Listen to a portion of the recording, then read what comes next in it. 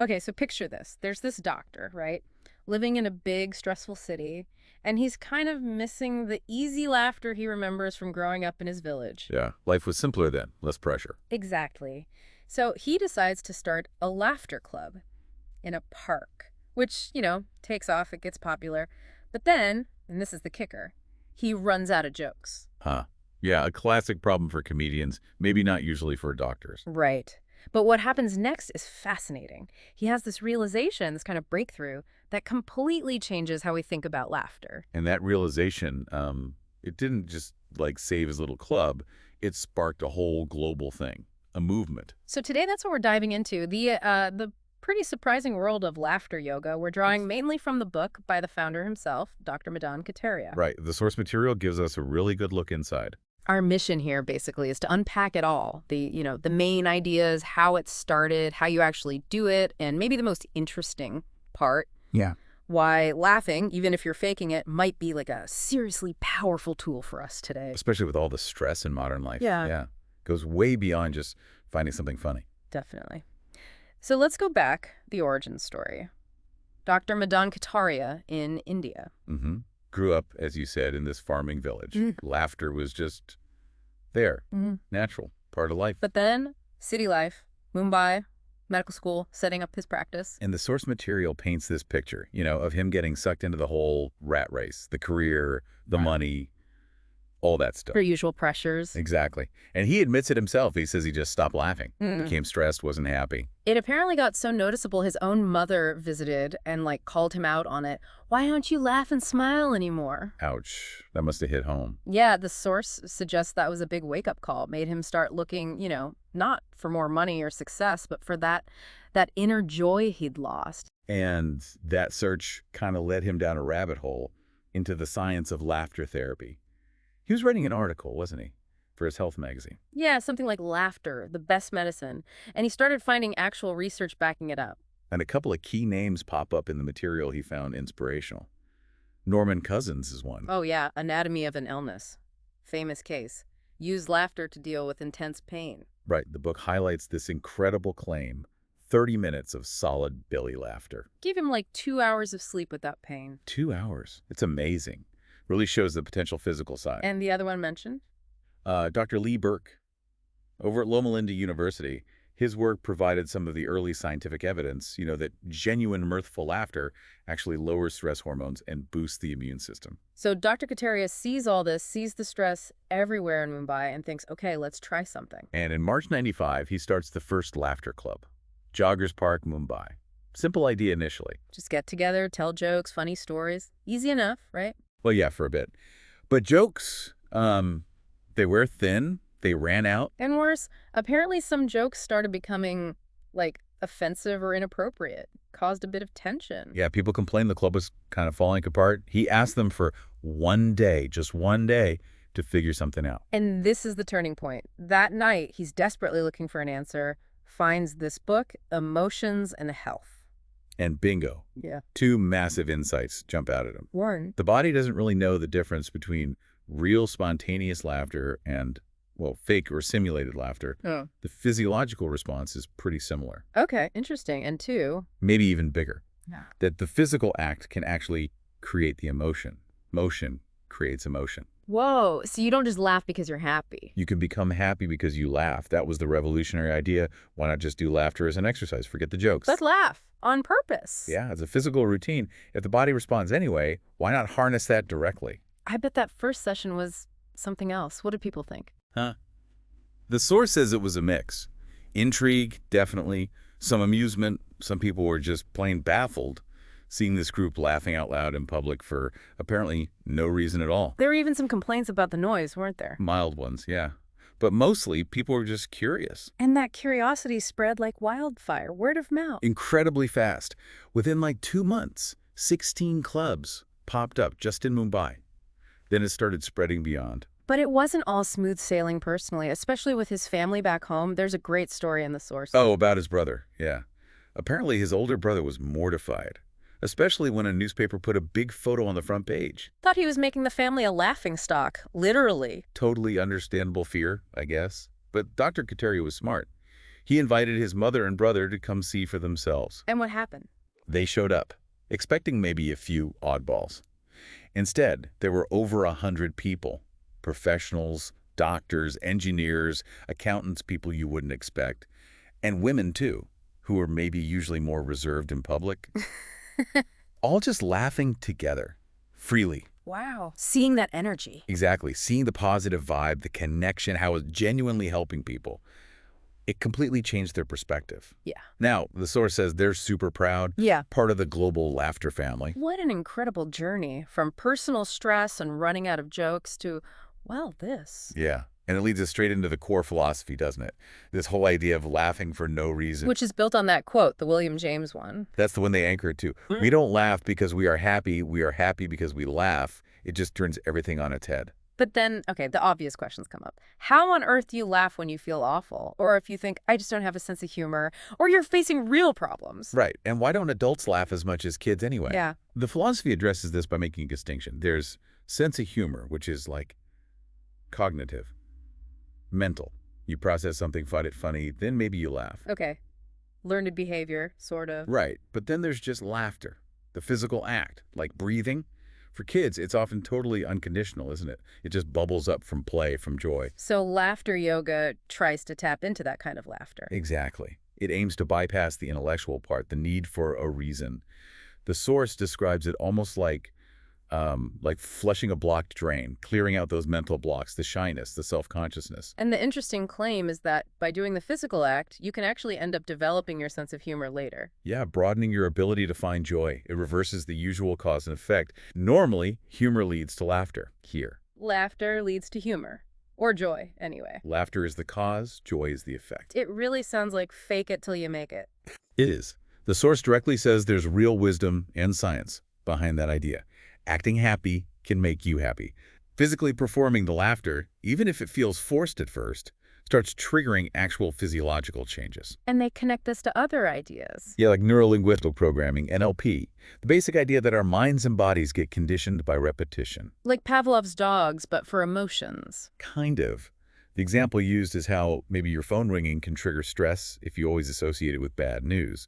Laughter exercises aim to create positive conditioning loops instead. Okay. And mirror neurons come into this too. Big time. That discovery by Giacomo Rizzolatti. Those brain cells that fire both when we do something and when we see someone else do it. Uh-huh. Explains why yawning is contagious. And laughter. It's why it spreads so easily in a group. We're literally wired to mirror actions and emotions. The source even suggests we can mirror virtues like compassion this way. So the bottom line from the science they cite is fake laughter works. Pretty much. The benefits happen, whether it's spontaneous or simulated. Your body still has to do the work, cardiovascular, respiratory. There was that U.S. study mentioned, Charles Schaefer. Yeah, Fairleigh Dickinson University found that just 60 seconds of forced laughter boosted mood significantly more than just smiling or even howling. Why? What was the reasoning? Schaefer's take, according to the source, is that the physical exertion itself signals the brain. Release endorphins, cut the stress chemicals. The body doesn't need a punchline, just the physical cue. Which ties back to other research like Ekman and Levinson's work on facial expressions. Exactly. Showing that making the face can actually cause the feeling. It's not just a reflection. The source throws in other examples too. Amy Cuddy's power posing, actors taking on traits from roles. Even the idea of arranged marriages sometimes growing into love through practicing loving behaviors. Right. It all reinforces this core idea. Yeah. Acting the way you want to feel can genuinely change how you feel. Your physical state influences your mental state. So it's not just fluff. There's a real mind-body connection being deliberately used here. Absolutely. Which brings us to, okay, how do they actually practice this? What does a laughter yoga session look like? The source describes it as an exercise routine, right? Combining the laughter, the unconditional kind, with yogic breathing, pranayama. Yeah. And usually done in groups. Seems like the group dynamic is pretty important. 10, 15 people maybe, though it's flexible. Eye contact, shared playfulness. That seems key. Definitely. The material lays out a kind of flow, sometimes called the 15 steps. It generally starts with warm-ups. Clapping. Yeah, but in a specific rhythm, like 1, 2, 1, 2, 3. They say it stimulates acupressure points, builds energy, and chanting ho-ho, ha-ha-ha. They sound simple. Deceptively simple. They're described as deep diaphragmatic exhalations. Really gets the belly moving, helps release inhibitions, gets everyone loosened up, plus moving around, making eye contact, smiling. Okay, setting the stage. Then the laughter exercises. Right. This is where you simulate laughter physically. Maintain eye contact, try to be childlike, playful. And the source stresses, even though it starts as simulation, it very often tips over into real, genuine laughter pretty quickly because of the group effect. And the exercises themselves sound wild. Milkshake laughter, credit card bill laughter. Yeah. Argument laughter, arguing in gibberish while laughing. Yeah. Hot soup laughter. Hugging laughter. Electric shock laughter. Laughter cream, Wi-Fi laughter, no money laughter, followed by jackpot laughter. Crowded elevator laughter, laughing at aches and pains, even household chores laughter. Laughter ball, laughter pill. They're all meant to be physical, a bit silly, get you moving and connecting visually and vocally. And these are mixed with deep breathing breaks. Yep, to calm things down, oxygenate, reset. Flush the lungs, relax the body and mind a bit before the next round, or for relaxation. And how do they typically wrap up the active part? Often with more clapping and chanting, ho, ha, ha, ha, and then this big positive affirmation. Very good, YA. Sounds energetic. It is. But then there's another really important piece, often towards the end. Laughter meditation. Meditation, how does that work with laughter? It's different from silent meditation. Participants sit or lie down and just let laughter flow. Unstructured, no exercises, no prompts, just allowing whatever natural laughter wants to come up. It's described as a really deep emotional release, a catharsis. So more dynamic than just sitting quietly. Yeah, the source calls it dynamic meditation, maybe easier for people who struggle to quiet the mind. Doing it in a group helps initially, the infectiousness. But eventually, you can do it alone. Quiet place, indoors, sit in a circle maybe, keep eyes open to see others laughing. Is there talking involved? No, the rule is no talking, just pure vocal expression. The process usually involves warm-ups, then building the laughter intensity gradually, letting it become spontaneous, maybe lying down for a bit, then deep breaths, silence, and relaxation. And after that comes yoga nidra, yogic sleep. Often, yes. It's a guided relaxation technique. The aim is for the mind to stay aware while the body gets deeply, deeply relaxed. Almost asleep, but not quite. And the benefits of that. Deep restoration. The source claims 30 minutes can feel like 2 hours of regular sleep. Great for recharging, focus. Accessible to anyone lying or sitting. It's seen as a bridge to deeper meditation because the body gets so still. And they mention using it for setting intentions. Yeah, because you're supposedly accessing the subconscious more easily. They suggest repeating a positive goal, phrased in the present tense, 3 times before and after the yoga nidra. The technique itself involves breathing, scanning awareness through the body, and visualization. Wow. It's definitely more involved than just, watching a sitcom. Way more intentional. And the source material really dives into the science behind why this works beyond just feeling good. It links it directly to basic yogic principles, strengthening core systems. Digestive, circulatory, respiratory. Oxygen is key. So digestion, how does laughing help that? That deep belly laughter, they call it internal jogging. It literally massages your internal organs, strengthens abdominal muscles, which aids digestion and absorption. Okay. And respiratory. Laughter is aerobic exercise. It increases heart rate, circulation, gets more oxygen flowing. They mention specific exercises like vital capacity laughter to really work the lungs, help you exhale more stale air, like double the volume inhaled, they claim. Which would be great for people who can't do regular cardio. Exactly. Seniors, people with physical challenges, it keeps lung cells healthy. They even mention benefits similar to chest physiotherapy for conditions like bronchitis and asthma, clearing mucus, boosting antibodies locally. Some people apparently use their inhalers less. Emphysema benefits too. And all this oxygen, this physical release, it must impact stress hugely. Massively. The source labels stress the #1 killer, linked to like 90% of illnesses. The symptoms: aches, headaches, fatigue, digestive upset, insomnia, mood swings. Yeah, we all know stress. Well, laughter is presented as its physiological opposite. Stress triggers the fight or flight system, the sympathetic nervous system. Laughter activates the rest and digest system, the parasympathetic. So it's like hitting the brakes on the stress response. Exactly. And quickly. Right. It reduces stress hormones like cortisol and epinephrine, and those calming effects can last for hours, even days. Plus, it helps turn back on the system's stress, shuts down circulation, digestion, immune response, even sexual function. And that laughter cocktail you mentioned, the good chemicals. Right. Endorphins, the body's natural morphine.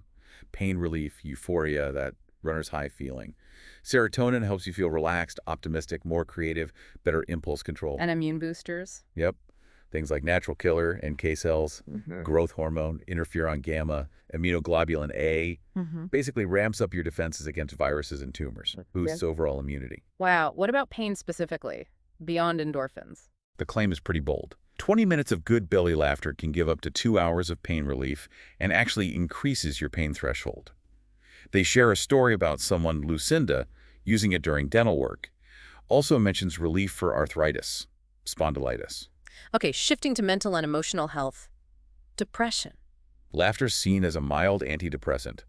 Those endorphins and serotonin boost mood, optimism, self-confidence. It's reported to help people recovering from long-term depression, even restoring interest in pleasurable things like food or intimacy. Anxiety. Panic attacks. It directly tackles that shallow chest breathing common in anxiety.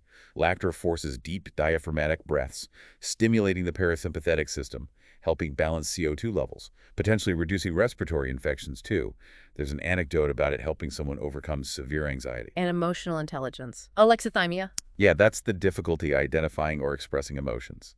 Laughter yoga seems to help reduce it. A workplace study cited showed an 8% drop after just 7 sessions, helping people connect with and express feelings. Any other health conditions mentioned? Diabetes gets a mention. A study by Murakami suggested it helps lower blood sugar and cortisol. Also improves sleep, lower blood pressure, people needing fewer pills generally. And the testimonials sound pretty powerful. Really powerful.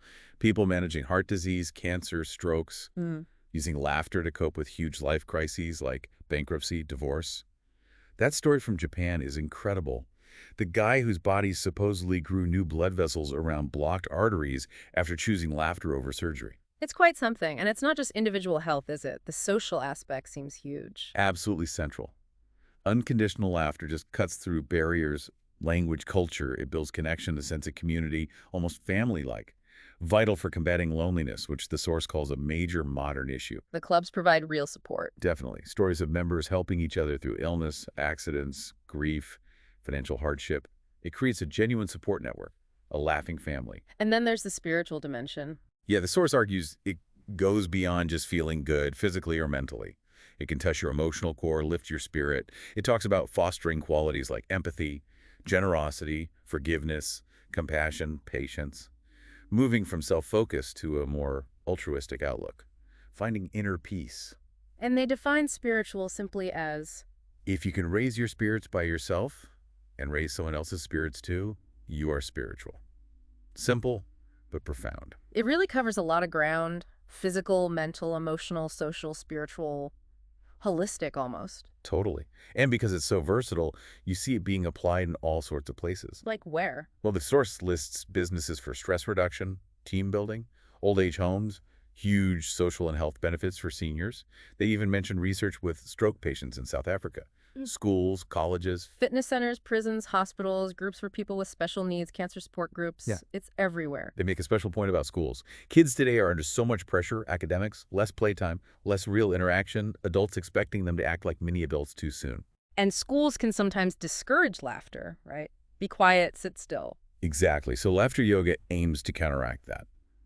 The benefits listed for kids include more energy, better attitude, better communication, more creativity, fewer discipline problems, less sickness. Better academic performance, too. How? More oxygen to the brain, apparently, plus stronger immunity, more stamina, confidence. Even a quick 5-minute session in assembly can make a difference, they suggest. What about teenagers? That's a tough age. For sure. Puberty, changing relationships, school stress. Laughter yoga is presented as a way to release tension, build trust, boost confidence, improve teamwork, reduce aggression. And it's cheap for schools to implement. And adapting it for special needs. Yeah, examples like using music with the visually impaired. For deaf-mute children, using visual cues, sign language teachers, exercises to encourage vocal sounds, sometimes resulting in more laughter sounds or even improved speech, plus just general happiness. Also mentioned benefits for MS patients, positive brain changes. And the laughter clubs are still the core. Very much the heart and soul. Volunteer-run, worldwide network, meeting in parks, community centers, usually free. Daily in parks in India is common. West is often weekly or bi-weekly, longer sessions maybe with meditation and social time. And now, Skype laughter clubs? Seriously? Keeping up with the times. Yeah, a way to get a daily dose, 15, 20 minutes online, conference call style, Yeah. just laughing together, hearing each other, building an online community. Does it work, just hearing laughter online? Apparently, yes. It provides that group energy, makes it easier than laughing alone, gives an energy boost, connects people globally. Shared laughter, even virtual, seems to resonate. They even have guidelines for the online facilitators. So lots of ways to practice in a group, but what about just everyday life? How do you bring more laughter in yourself? That's key. The source stresses it's a conscious choice, a commitment. You can't just wait for laughter to happen. You have to cultivate it. Smiling more. Yeah, consciously practicing a real smile, the Duchenne smile that involves the eyes, exercising those smile muscles, smiling at strangers. Even the old trick of holding a pencil sideways in your mouth a German study cited suggests it can trick your brain into feeling happier. What else? Singing? Definitely. Singing is a great emotional release, plus music's power over mood. Studies show it can lower heart rate, blood pressure, help asthma, improve lung capacity, reduce stress. Benefits for elderly, even dementia patients. Dr. Kataria's mother using singing as meditation while doing chores is a lovely example. Tips include group singing, karaoke, just humming or whistling, even vowel chanting for deep breathing. Dancing comes up too. Big time. Maybe even more beneficial than singing because it adds the aerobic element. Flexibility, muscle strength, joint health, balance, calorie burn, social connection, confidence boost. That New England Journal of Medicine study linking dancing, specifically dancing to lower dementia risk in seniors, is powerful. Tips, just dance freely, join a class, put on some music. And play. We forget how to play as adults. So true. The source links play directly to creativity. That dynamic energy comes from movement, from playing with ideas. Kids are creative because they play. Tips are fun. Non-competitive sports, silly games, build a sandcastle, blow bubbles, act like a clown, speak gibberish, pillow fight, jump in puddles. Uh-huh. Love it. And finally, just laughing itself. Yep. No right or wrong way, just do it. But consciously choose to laugh with people, not at them. Surround yourself with happy, laughing people. It's contagious. Remember the mirror neurons. Seek out funny stuff, movies, books, comedy. Do fun activities. Act silly. Sometimes wear mismatched socks like Dr. Kataria sometimes does. Learn from pets. Use a funny ringtone. It's about actively creating opportunities for joy and lightness. Exactly. Not being passive about it, making it a practice. Which ties into that idea of World Laughter Day. Yeah, and its mission, world peace through laughter. It really emphasizes that laughter shouldn't be left to chance. It needs to be an active choice. The source is quite direct here, saying sadness can be a choice, but laughter is also a choice. And those daily choices shape our lives. Decide to laugh. That's the underlying message running through all of Dr. Katoria's work described here. So we've covered a lot in this deep dive. The origins, a doctor running out of jokes, the core idea, laughing for no reason, the practice itself, exercises, breathing, meditation. And the science? The benefits: physical health, stress reduction, mental well-being, social connection, even spiritual growth. How it's used everywhere from schools to hospitals. And those practical tips for bringing more laughter, singing, dancing, playing back into our own lives. It really paints laughter not just as, a reaction, but as this incredibly powerful, accessible tool we can actively use. That core principle, motion creates emotion, and the body benefits, regardless of why you started laughing. That's really empowering, isn't it? Totally. It offers these practical zero-cost ways to deal with stress, improve health, connect with people, find more joy, no matter what's going on externally. It makes you think about that quote they included. You don't stop laughing because you grow old. You grow old because you stop laughing. Hits hard, that one. So the question left for all of us, I guess, is what choice will you make today?